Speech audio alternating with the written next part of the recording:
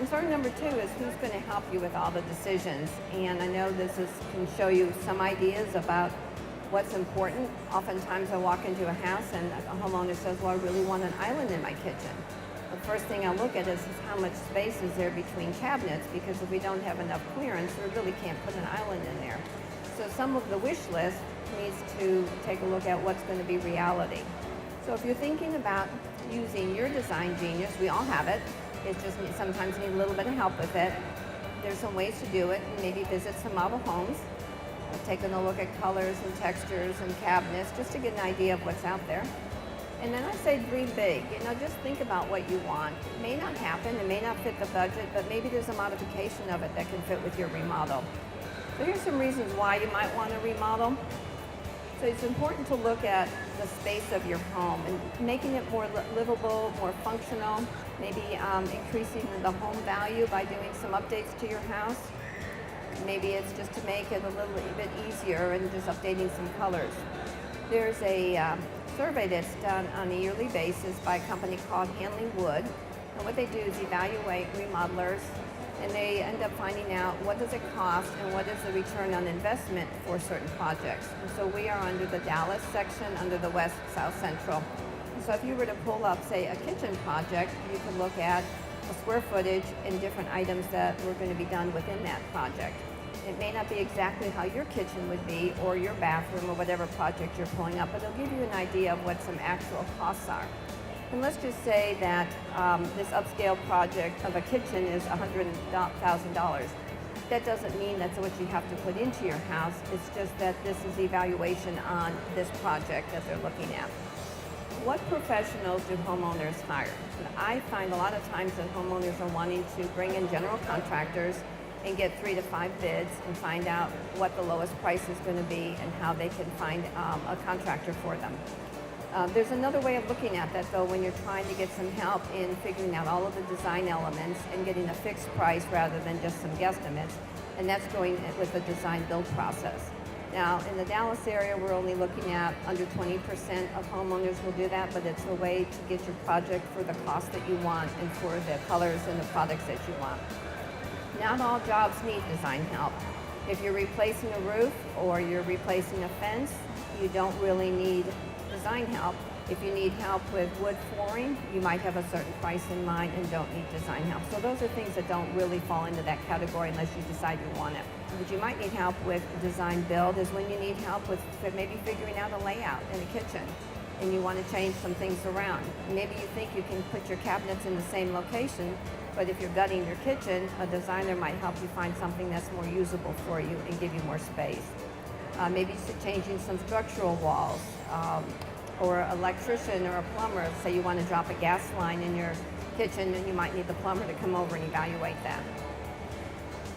So what professionals do homeowners hire? And there's a difference between a contractor and design build firm.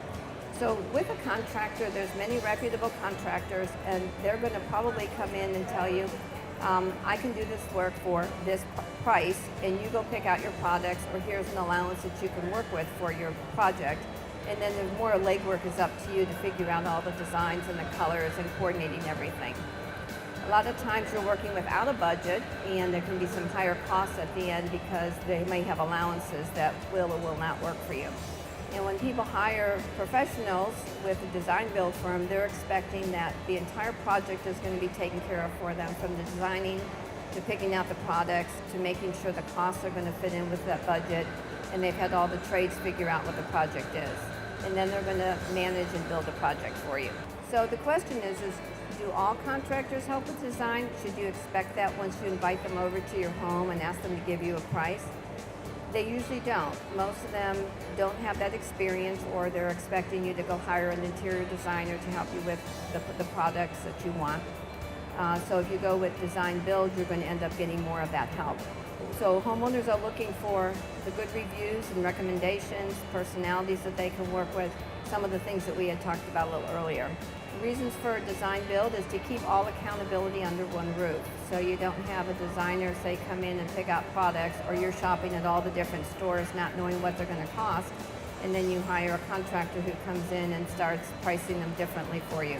So it will really minimize a lot of duplication and errors and kind of finger pointing.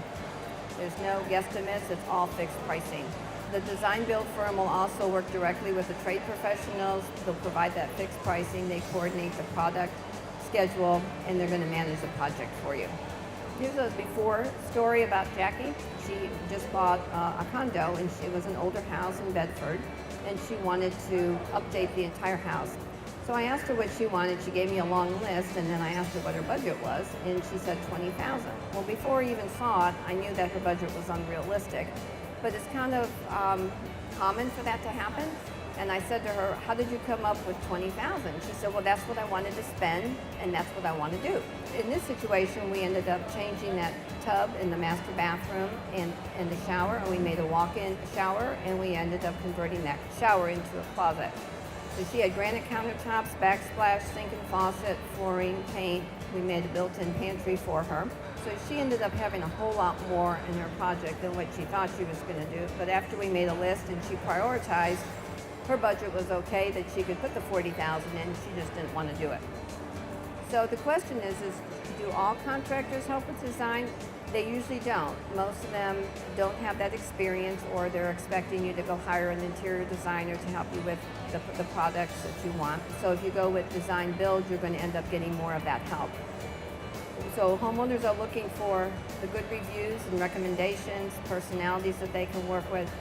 Reasons for design build is to keep all accountability under one roof. So you don't have a designer, say, come in and pick out products, or you're shopping at all the different stores not knowing what they're going to cost, and then you hire a contractor who comes in and starts pricing them differently for you.